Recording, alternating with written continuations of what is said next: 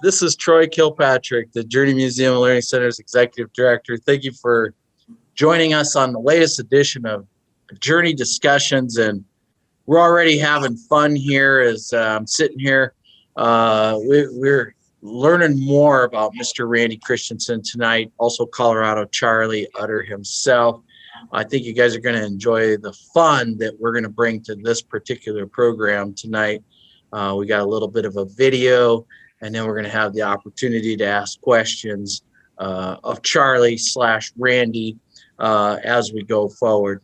For those of you who are new to the Journey Discussions, you're going to be able to send me a question in the chat box. I will moderate that so that I can ask Randy the questions, Randy/Charlie, here later as we go through the program.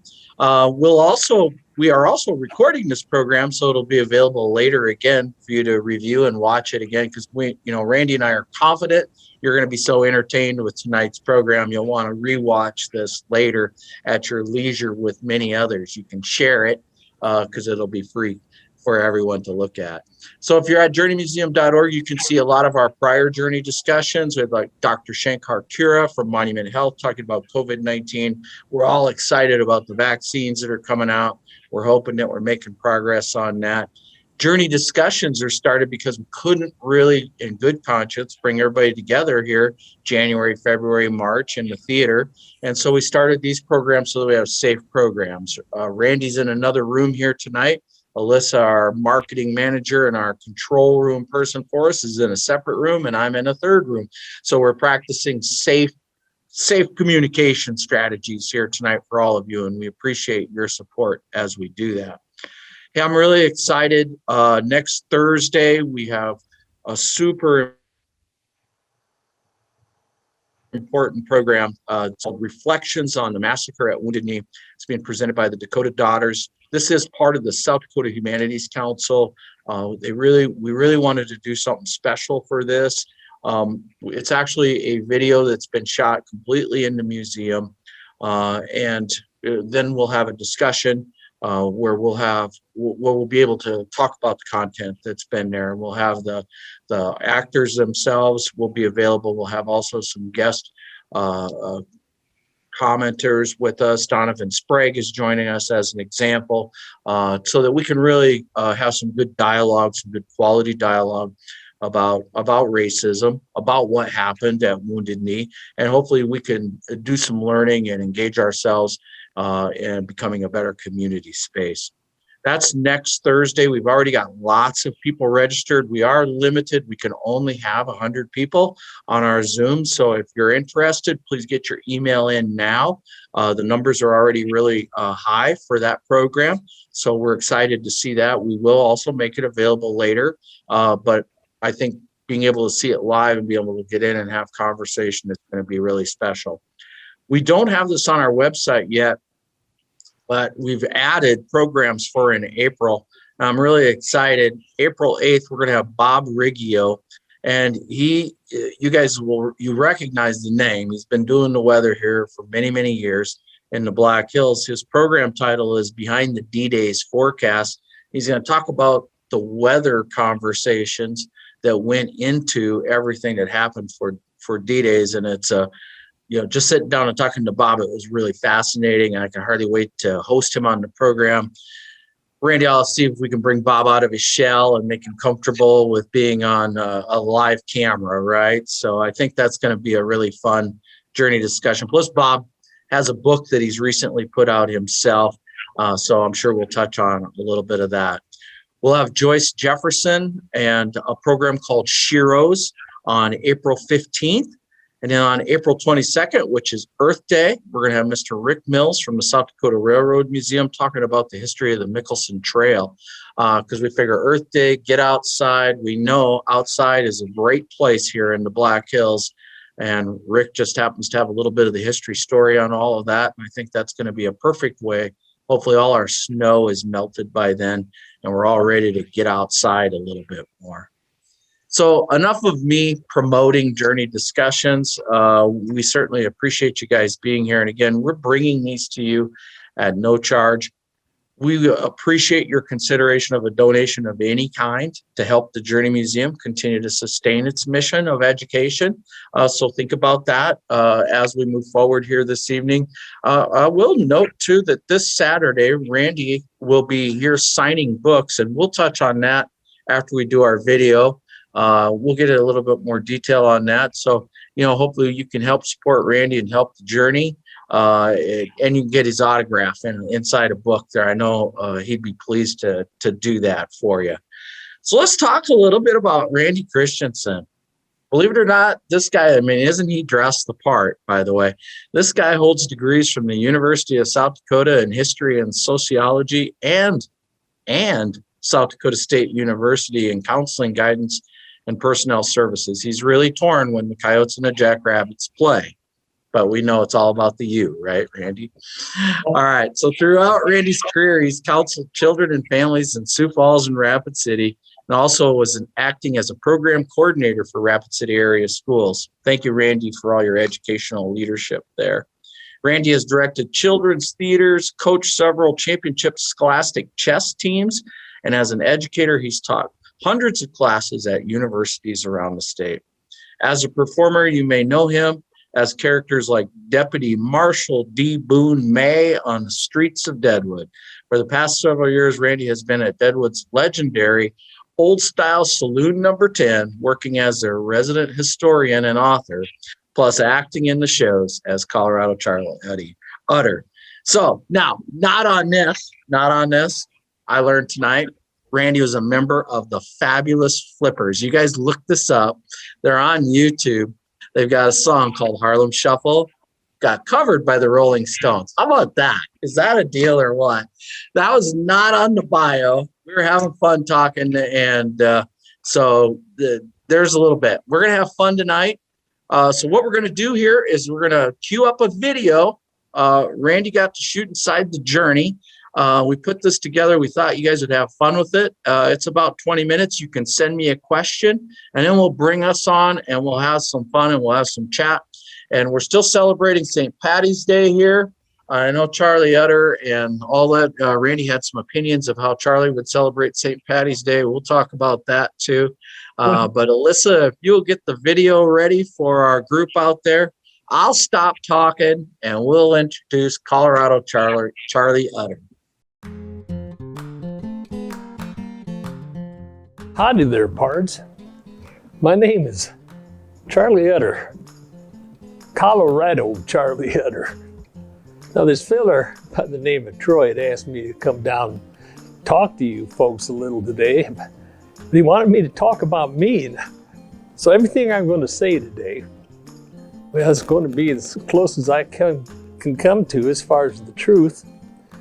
My age, sometimes things get a little hazy, but I'll try not. It kind of sounds like I'm bragging at times, but my pappy, he used to always say to me, if you're telling the facts, it ain't bragging. And so I'll try to tell them as close as I can. I was born in New York, upstate New York, near Niagara. Can't remember much about it since I was just a baby there. My dad, well, he moved us down to Illinois, a farm outside of Chicago ways. I spent a lot of years there till about 1858. Now, the strange thing is about 30 miles away from where I grew up, there was another man that lived on a farm, spent a lot of time. He loved to hunt and shoot, got real good at shooting, real good at it as a kid. He went by the name of James Butler Hickok, Wild Bill, my best pard. Yeah, I spent a lot of time with Bill over the years, and if I'd have known as a kid there's such a good man that's as close as 30 miles away. What a coincidence. Well, in '58, I got the hankering to head west. And so I talked to my brother Steve. Steve is the Utter brother. Yeah, I know that was corny.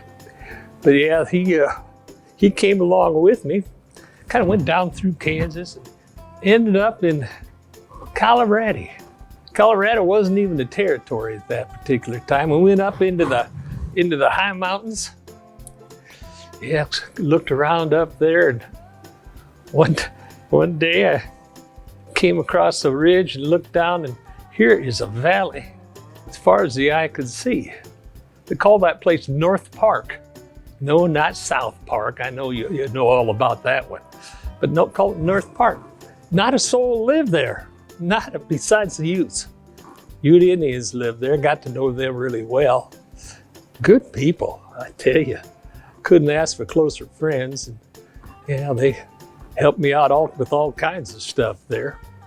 But went down and found a spot right down by the Troublesome River.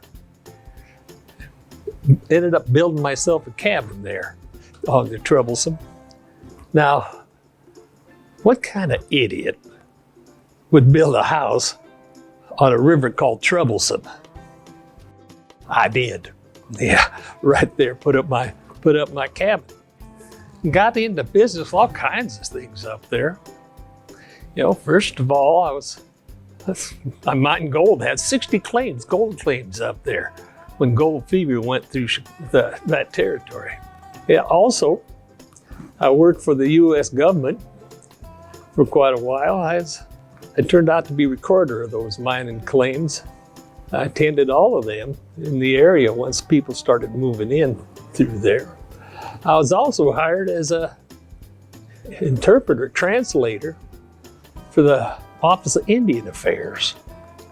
Got to spend a lot of time with my friends, the Utes, that way. That was pretty good.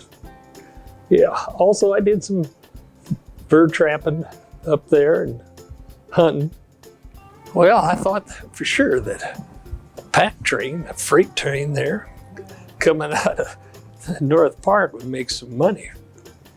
Well, it grew and grew and grew, and by '67, I had an advertisement in the Colorado Miner. Yeah, Colorado Charlie's pack mule train.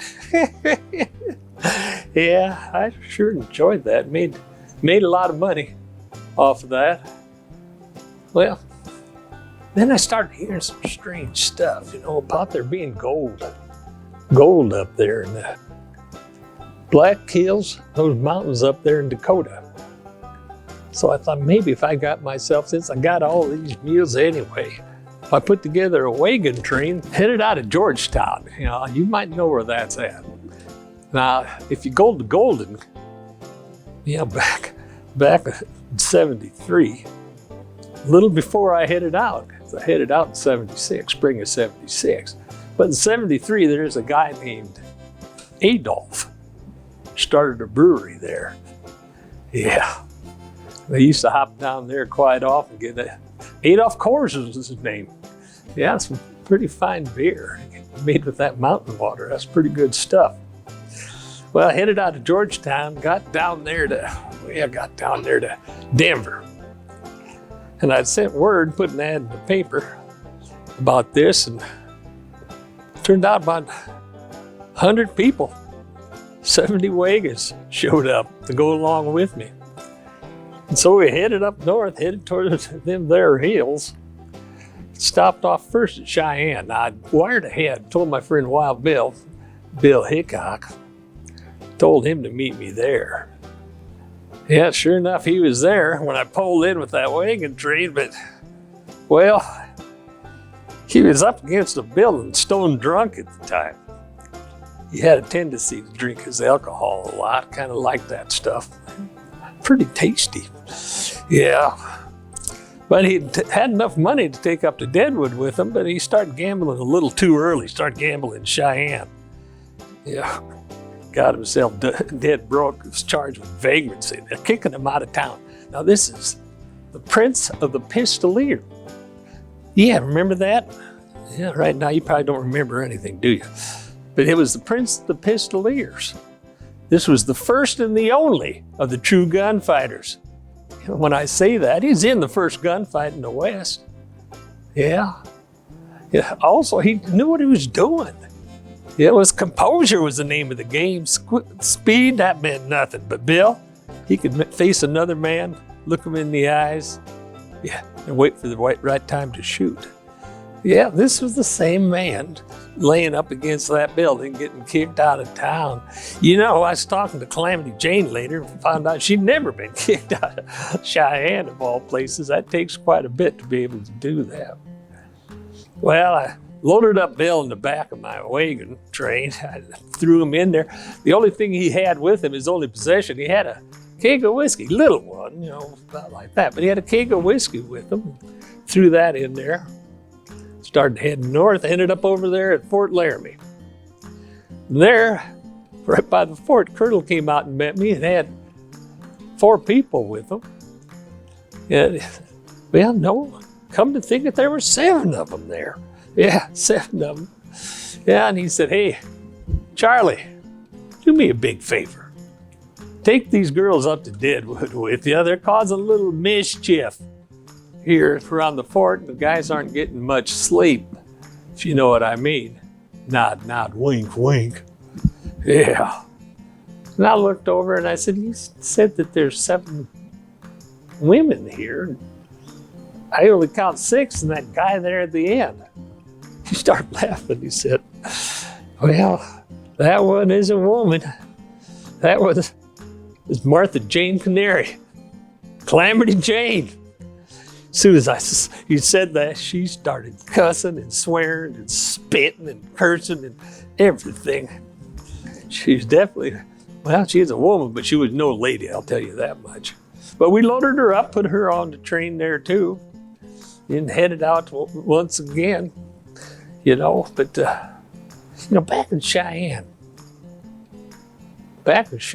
there, we'd picked up another person. Forgot all about that guy.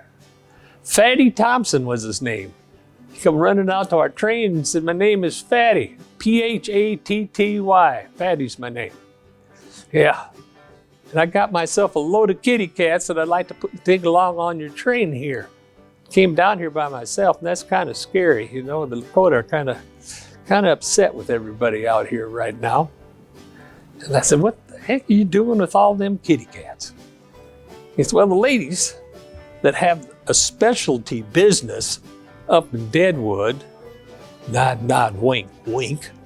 Yeah, they sent me down there because they're having problems with the mice and rats. They're taking over the town. And the guys would come in, you know, to specialize in, they'd see a rat or a mouse go by, they'd shoot at them and go right through the walls. And that was dangerous to the rest of the customers. You know, so they wanted to have some kitty cats up there to take care of those and get rid of them mice and them rats. So they sent me down here. I paid 25 cents a piece, and just a quarter, to all these little ragamuffins down here, little milk swillers. Yeah, so they sent them out 25 cents a piece. I paid for stray cats. Don't get one that has like their name on their collar or something, but they gotta be stray cats. And these little folks, they came up with 100 cats, put them all together right there on that wagon train, and I took them along with me. Well, we almost got to the Black Hills, camping for the night, and here comes a hunting party. Came up to me, and the rest of us there. Got to talking to him, and out comes, well, Bill Hickok goes, wait a minute, that's my friend Bill. He goes running over there, gives the man a big hug. Turned out that he was Buffalo Bill Cody, out in the middle of nowhere, leading people on a hunting party. Yeah, Buffalo Bill himself. Yeah. Well, so here we are, sitting around a campfire with Fatty Thompson, 100 cats, Calamity Jane, Buffalo Bill Cody, Wild Bill Hickok, and 70 other people. You talk about a party now. I said Bill brought along with him a keg of whiskey, but that was half gone because Calamity had found it. But we still had a good time. Well, pulled into Deadwood, down there into the gulch. Yeah, Bill and I decided to be in the front of that wagon train, and riding in, just looking in our best. The miners come running up, and we thought, look at this, we're the most famous people in the whole Wild West. They went right past us and ran up to Fatty's cat wagon. Yeah, they wanted kitty cats so bad they'd have a little company. Most of them left their ladies back in their states and needed something to cuddle up with. You know, I tell you, those cats, he sold them for $5 a piece. He paid $0.25 a piece to get them, paid $5 a piece for half of them. The other half, he took down to the Badlands where those specialty houses were located, you know, down there. Yeah, sold them by the pound. He'd sold some fat cats for $25 a piece. Now there's a term that I've heard several times was first used in Deadwood, 1876. What do you think that term was? Had something to do with them cats and those specialty places. Yeah, you're right. Cat house. That was developed in Deadwood, Dakota Territory, right there. Well, those cats started doing what cats do and what bunnies do and people a lot younger than me do. We had cats all over that town, and they were smart enough to get a whole load of them, haul them north up to a little town called Fruitdale. Just dumped off a load of cats up there, you know. If you go up there and you see a stray cat without a collar on it, you know, that may be one of the descendants of Fatty Thompson's cats. Well, when I got there to Deadwood, I quickly took up business. Bill tried to do what he came up there to do. He tried to do a little gold panning for 2 hours. That's all it lasted. He got a little too cold, so he took up what he likes to do best, drinking whiskey and playing cards. I got together a freight service, put that together real quick. Well, between Sturgis and Deadwood, back and forth. I also put together a Pony Express with my good friend, Bloody Dick Seymour. Yeah, we ran that thing all the way down there to Fort Laramie, Cheyenne. We could make that trip in 48 hours, just blazing speed. At the high point, we had over 2,000 letters we hauled down there at a time. They came from all over the hills. We'd stop off at Hillyo, you know, Hill City. You know, we'd stop off at Custer City, get a few more letters, and take them down to 25 cents a piece we got for those letters. There's some big dollars there, my friend. I did quite well up there at Deadwood. Well, Bill settled in at Nuttall and Mann's Saloon number 10. Billy Nuttall had a pretty fine place there. Playing cards. I played cards with him on the 1st of August, didn't I, Bill? Yeah. Played cards with him on the 1st of August. This little guy named Bill Sutherland come walking in there, sat down and played with a strange looking guy. His nose went one way and one of his eyes went the other way. And, you know, he didn't know how to play poker, lost all his money. Left Matter and Hobbs. The next day, the 2nd of August, Bill came in there about 3 o'clock, sat down with Carl Mancamp, Massey, and a guy out of Cheyenne named Charlie Rich. Yeah, played little cards. Then that boy come back in, walked up to Harry Young, the bartender, got himself a drink, didn't you? Yeah, you didn't even see him come in. Yeah. He came over and got behind Bill. Worst day of my life. Shot him in the back of the head, said, "Take that." As you can see, Bill slumped down on the table. Now this is the best part I ever had. Cut down in the prime of his life, just late 30s. Yeah, right there in the Saloon number 10. Buried him the next day on the 3rd, about 3 o'clock up there at Ingleside Cemetery. You're saying, now wait a minute. He's up in Mount Moriah. No, not at first he wasn't. There wasn't a Mount Moriah for a couple of years. Then that real estate down at Ingleside Cemetery got worth so much they moved Bill right up the hill. I buried him up there with my friend Arapaho Joe. Yeah. His wife was along with us that day. It's the first time she'd been to Deadwood. You know, after he died, I'd sent her a lock of his hair. She appreciated that. You know, he'd married her in March. They weren't married that long. When he came out here, you know, to make a stake in gold, she probably would have been disappointed knowing that he drank all the time that he was here. But, you know, I decided to get out of town, headed south. You know, I've been married for a while, married a little girl out of, just a darling of a thing, goodness. She came from Empire, there in Colorado. Dad had a business down there, married her. Yeah, she's as pretty as a mountain columbine. Yeah, sweeter than that honey there in the Rocky Mountains. Yeah, but when I headed down to Socorro, left Deadwood, had enough of that town. Went down there, we separated. Ended up owning a bar down there, a saloon. Married a gal by the name of Minnie Fowler. Faro dealer, pretty thing. Stayed a little while, then I got a hankering to head out. It's 1888. Decided to head out and head down. I heard good things about Panama. Yeah, the one there in Central America, that Panama. Yeah, headed down there. When I got there, I saw a business for sale. There's a pharmacy there. Decided to buy that and become a pharmacist. I'd never had any training to be a pharmacist, but I did it anyway.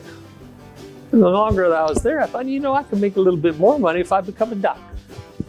Once again, I never had any training or schooling in being a doctor, but I just decided to work. If I put up a sign that said, Dr. Charlie Utter. And it did. Since I was from the States, they'd believe me. Did a lot with the native population down there. I even delivered a few babies. Now, the last thing I can remember is 1915. 73 years old. I tell you, that's a long time for those days. But I was sitting out in front of my pharmacy in my rocking chair, just thinking about Bill and thinking about some of the places I'd been to. Yeah, had a lot of good memories, but things were getting cloudy. Think maybe I was drunk. Maybe. But that's kind of my last memory. You know, folks, I better be heading out. I gotta go talk to that guy named Troy for a little bit here. I appreciate jawing at you. You know, I hope you got a little bit more of a picture of what things were like back then, for real. Yeah. But you all take care and God bless. We would have a big round of applause. We'll do it in Zoom world, I guess, for the video there, Charlie. And special kudos to Alyssa for her film editing and splicing there. So, Charlie, what was it like to join us here at the Journey Museum and hang out with your old buddy Bill making this video? Yeah, it's good to see Bill again.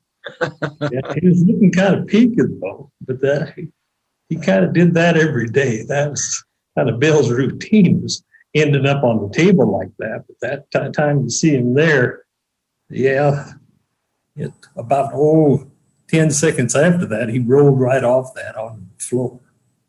Yeah, you know, we caught him in a moment. Yes, I did. You know, when he did that, his arm went across the tables. So they just swept all the cards onto the floor. The only one that actually saw his hand was the bartender, who was right behind him, Harry Young. And he's the one that said, yeah, aces and eights. But no one else saw that because they swept them on the floor. The cards got all shuffled up. So who knows if Harry wrote all about it. He was 93 when he wrote about it. So who knows? Yeah. Did he ever say what the fifth card was? That's always debated. There is a good possibility, and that's the only way that I'll say that. There's a good possibility that they were playing four-card poker. That was a big thing. They actually, there was a few spots in Deadwood that were playing that, this a few years back. I don't know. I haven't been up there since a couple of years. Yeah, a little rough summer last year, but they. It was a long year last year. Yeah, it was a long, long year.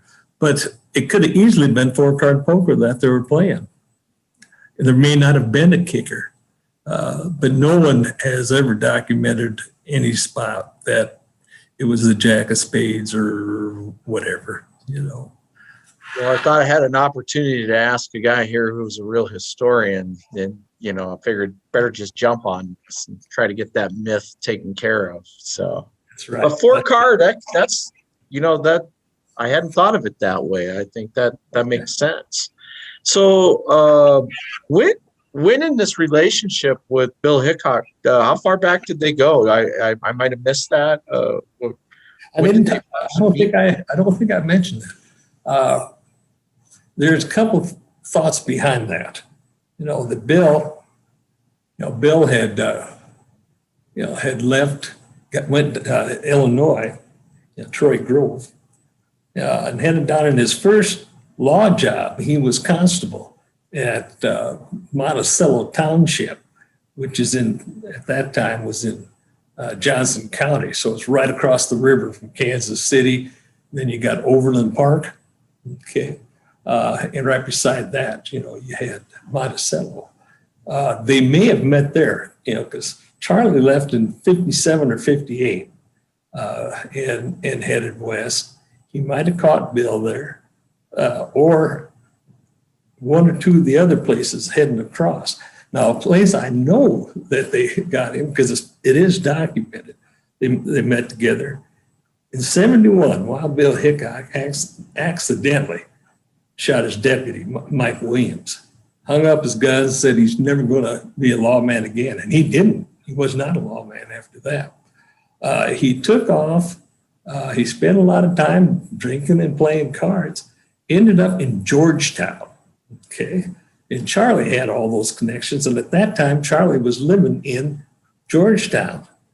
Yeah, for about 6 to 8 weeks, Bill was there and Charlie was there. They both liked the same recreational pursuits, alcohol and cards.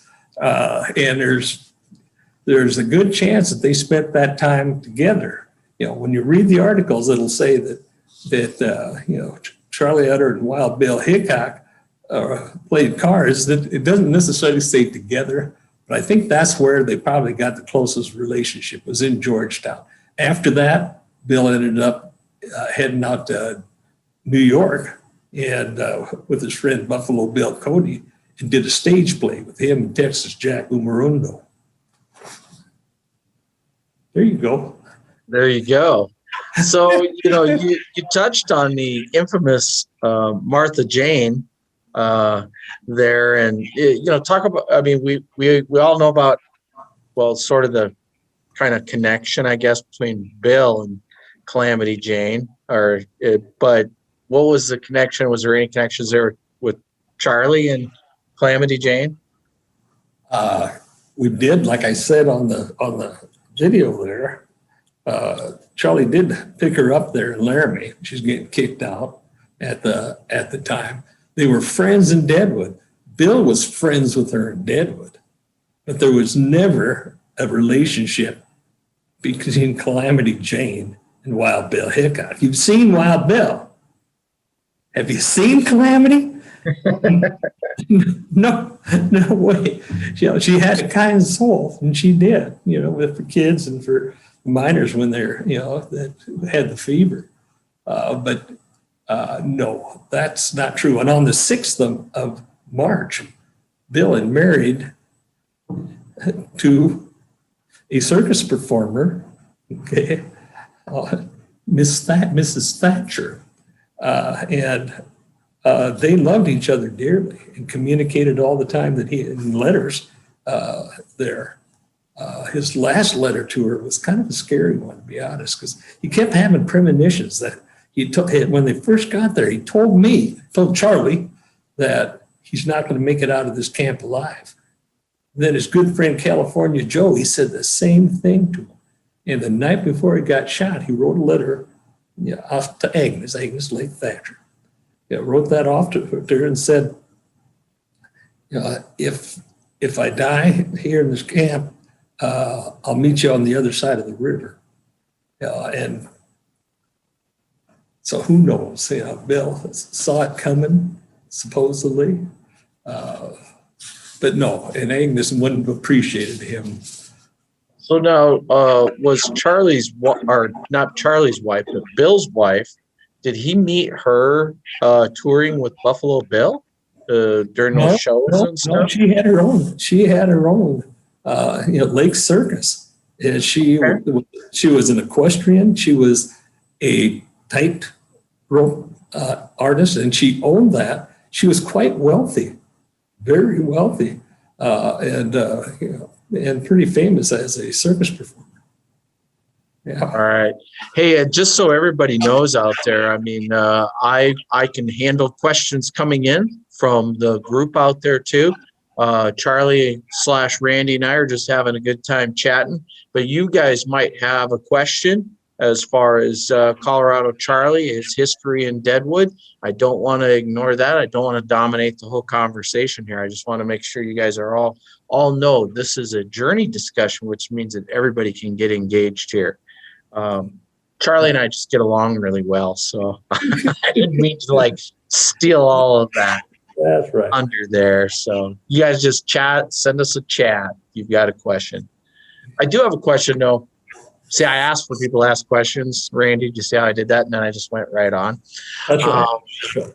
But I think Colorado Charlie's got a pretty big reputation for his in the personal hygiene area for up in kind of almost legendary behaviors there too. You want to talk about that?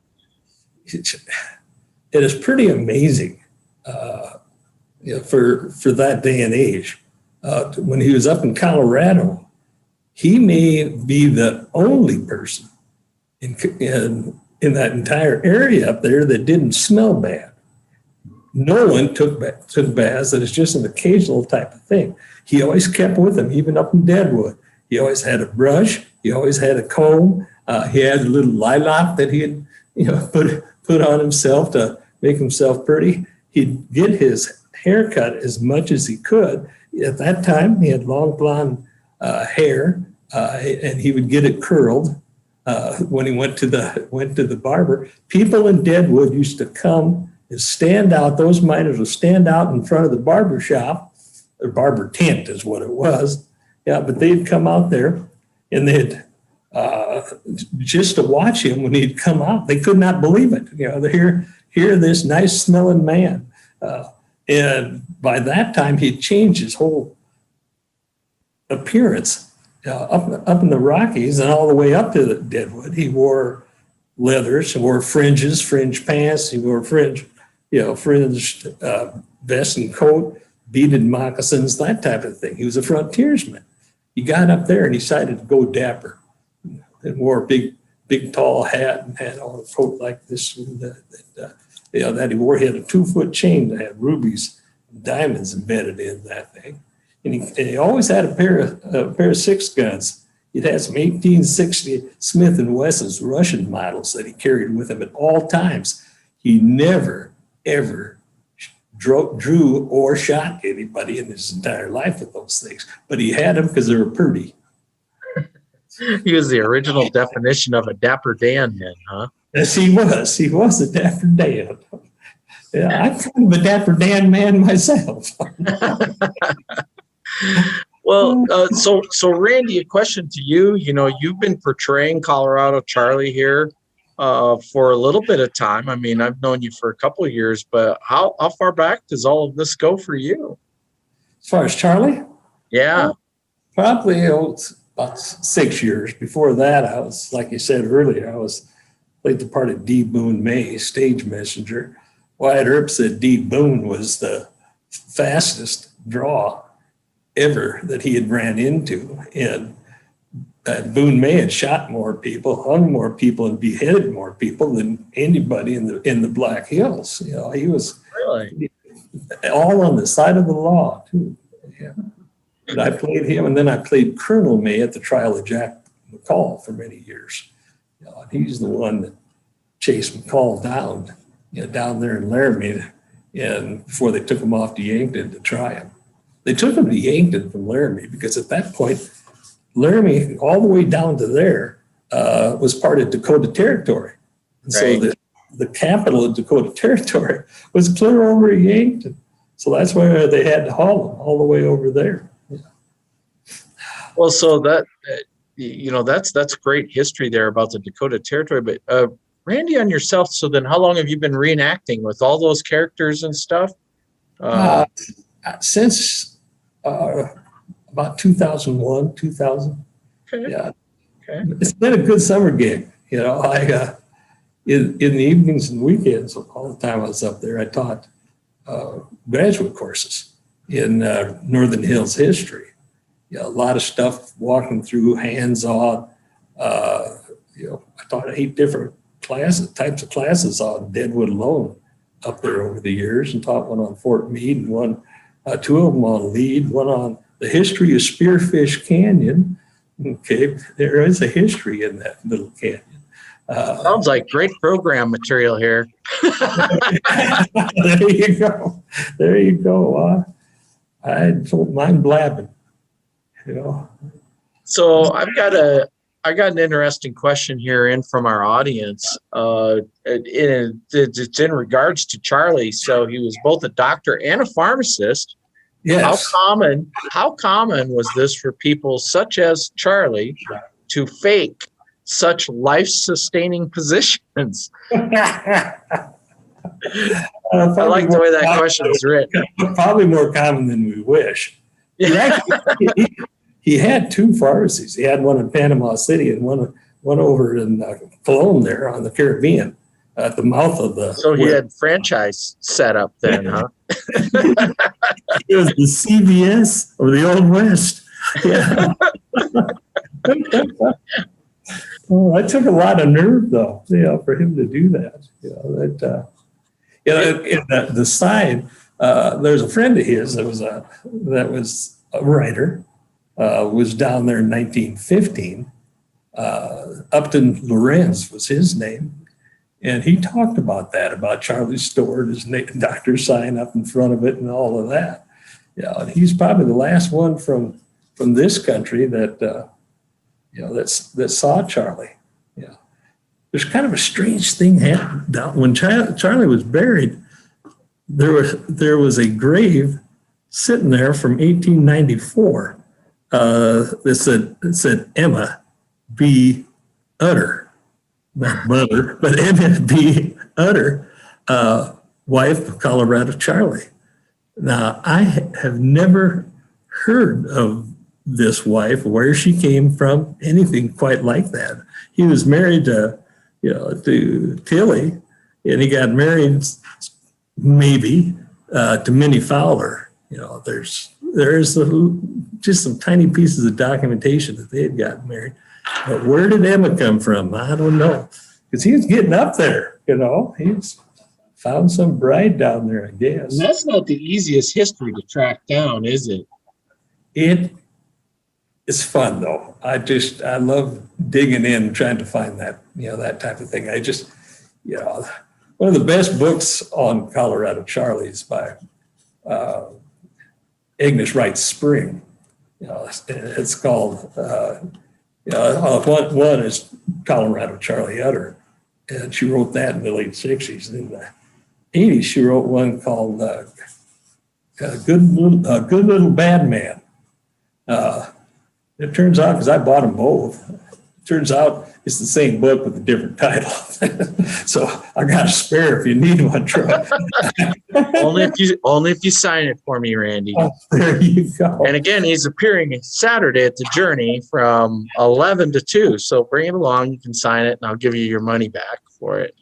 Hey, you're gonna do a little thinking. This is a long, detailed question. I appreciate it. So I would try to do it as much justice as I can here in reading it. The question is in regards to Buffalo Bill Cody. It seems that it might relate to what you said. When Buffalo Bill was with the hunting party, I believe you said it was in 1876.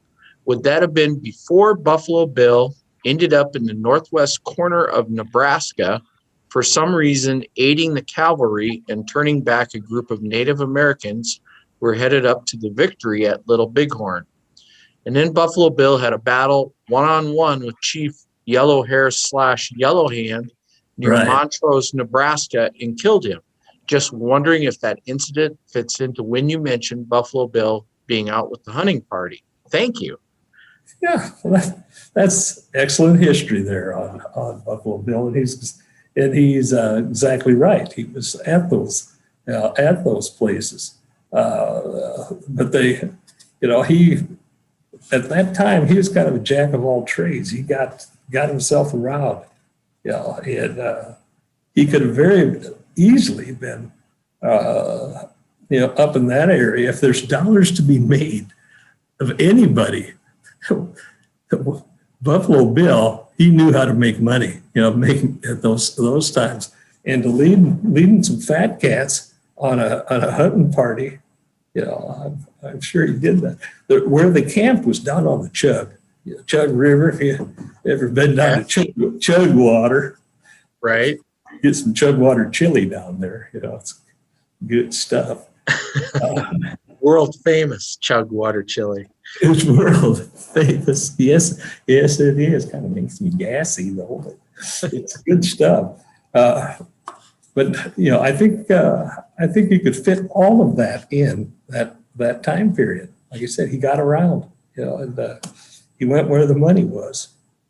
That was a great question. A lot of detail in that. I appreciate that being dropped in on us. So thank you guys. And we've got just a few minutes left here. I do want to pass along. You got some applause from one of our guests tonight who's seen you at the Journey and watching you again tonight, Randy, thanking you for your portrayals and your history programs. So I just wanted to pass that along. I mean, it's those little things that make us feel good about everything that we're doing, right? But I want to talk a little bit about you being an author too. I mean, not only you dabbled in all this other stuff, but you're an author. You want to talk about Charlie Clinker a little bit? Charlie Clinker, the Little Stinker. I'm going to put that title in. The paper's having a contest and name the garbage trucks. Have you seen that? I didn't see that. 9 garbage trucks are going to name. And so you can submit your titles. And I think a good name for one of the garbage trucks would be Charlie Clinker, the Little Stinker. Yeah. What Charlie is based on is the idea that before Fatty Thompson showed up with those kitty cats, this was a catless town. The miners didn't go clear across the prairie with a kitty cat under their arms and stuff them in the back of a wagon train or that type of thing. Most of the guys came out solo, not all of them, but most of them came out solo. And just the idea of bringing their little kitty cat along, there was very few, and things just went zonkers. And this is a story about a mouse that lived in Deadwood before Fatty Thompson's cats showed up. It was a mousy paradise. But the problem was they were kind of taking over the town. But and then he ends up meeting his sweetheart, Betty Lou McNutton, and they move into a mercantile store that's owned by the Dovers, Dover's Mercantile. Ben Dover and Eileen Dover owned this place. There's a lovely couple. And everything went well until a stray cat came rolling into town. Jeepers creepers. Ruined it all for Charlie, didn't it? Fluffy Johnson, the nastiest cat in the West. That cat would just bring fear into all Burma's lives. They knew that he's going to be after him. And it's the story of what happens when Fluffy Johnson shows up in Deadwood. And you're dealing with a rough character when it's fluffy, right? Oh, yeah. I've got a question here for you, Charlie/Randy. This is about Calamity Jane. So, we're going to have to spread you out a little bit. We've got a viewer who says they ran into some information that Calamity Jane spent a good amount of time in the Fort Pierre area. Can you comment on that? She did, especially when she was coming back from the east. Stopped off at Fort Pierre, spent a lot of time there in Fort Pierre. So they do got their claim to fame as far as Calamity Jane, they have being there. But she'd gone out, a gal had talked her into coming out and doing some lectures and this type of stuff. But this gal's kind of using Calamity. Yeah, and Calamity did what Calamity does, what Bill did. She just drank all the time. It did not work out. She headed back to and ended up in Pierre, for a while, Fort Pierre. Yeah. So your questioner is correct. Yes, she did she spent time all over the West. Yeah, she truly did. Wherever there was some cards and some alcohol, I guess, right? That's right. They used to love to brag about Bill and them being married and how much he loved her and all that stuff. You can really only find one good place that talks about her being married to Wild Bill, and that was a 7-page propaganda book written by guess who? Well, actually written by Dora Dufresne, because Calamity could not read or write at that time.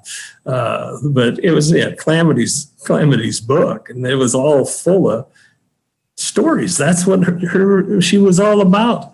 That's how she got her alcohol, telling stories. The greatest storyteller in the West. She was incredible, and people did love her. Just because what a good time to have her hanging out in the saloon there in Deadwood, right? We could just get her on a Zoom call, right? We could have a heck of a journey discussion. I can get you Calamity down here. All right. Well, we'll work on that after we're done with this one. Okay. Yeah. But it sounds like fun to me. Hey, Randy/Charlie, anything that you'd like to talk about tonight that maybe we didn't cover in these conversations?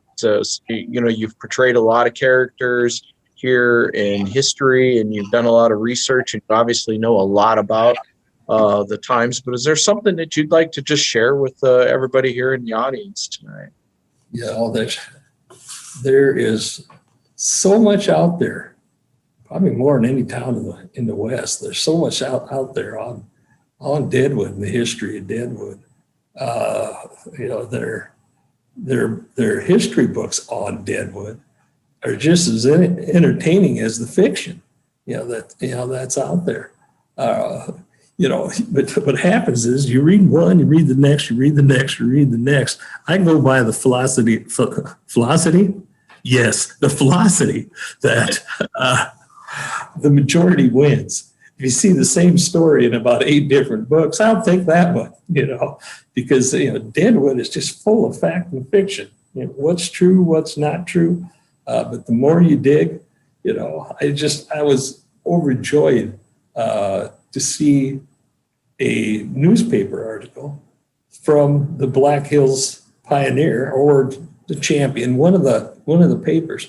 The big article on Colorado Charlie, and then Fatty Thompson bringing the cats into Deadwood. Finally, there it is. It's factual, right? That's it. It was in the newspaper. It has to be factual. There was no fake news back then. No fake news. They really got into the fake news back then. Gee, if it sold papers, that's all that mattered. Well, we're just about to wrap up. So in a true tradition here, I'm going to make a last call. And on cue, someone sends me a question about the number 10. So I was going to play off this last call. So I appreciate someone being right on top of that. Randy, you work in a museum of its own kind there, or in the summer at the Saloon Number 10. Want to talk a little bit about the Saloon Number 10? I think everybody's ready to get out and do something this summer once we get all these vaccines and get everything behind us. But talk about the Number 10 a little bit. It's history there itself. Oh yeah, and if you haven't been in this Number 10, it is voted by True West Magazine year after year after year as the best Old West saloon in the country. Right there, the old style Saloon Number 10. Now, the old style Saloon Number 10 is not the Number 10 that Wild Bill got shot in, of course. Everything in Deadwood burnt down, everything, in 1879. The entire town. It burned again later on. Burned again, back in our days. But it is a replica of the Saloon Number 10. Wild Bill, he gets shot 4 times a day, just like clockwork, And the guy, and I've seen a lot of Wild Bills. The guy that got in there right now is absolutely the best. I think he is Wild Bill. He lives it, doesn't he? He lives it. He talks it. His voice is everything, and it's good to see. And there's a guy that plays Colorado Charlie in there. Whew, does a good job. Yeah. I think I appreciate that coming in on the chat there right when I was getting to that. So thank you. I know we're all excited for the summer. I'm going to wrap it up here. Randy, you'll be here at the Journey this Saturday. You've got a little stinker, Charlie Clinker in tow, right? So you've got an all ages reading for everybody, right? And some more entertainment from Deadwood. So Randy will be on hand himself personally from 8 to 2. And we appreciate all of you signing in tonight. And again, eventually 11 to 2. 11 to 2. Did I say 8 to 2? 8 to 2. Edit that out, Alyssa, when we get this video done. It's 11 o'clock till 2 o'clock on Saturday. We don't want to commit Randy to any more hours than that. We don't want to have him have writer's cramp from signing books. But we appreciate we appreciate everybody being on tonight. I know I've had a great time. Randy, thank you for all of you've done programs with us before, as was noted, and appreciate you working with us during these unusual days. Don't know what our programs are going to look like into the future. Maybe there'll be something in between where we have audiences and we broadcast them live. Just stick with us here at the Journey Museum and Learning Center. We're going to always be trying to find ways to provide educational programming and outreach, and we appreciate all of your support. So I'll close tonight with my patented statement of somehow, some way, the journey will continue.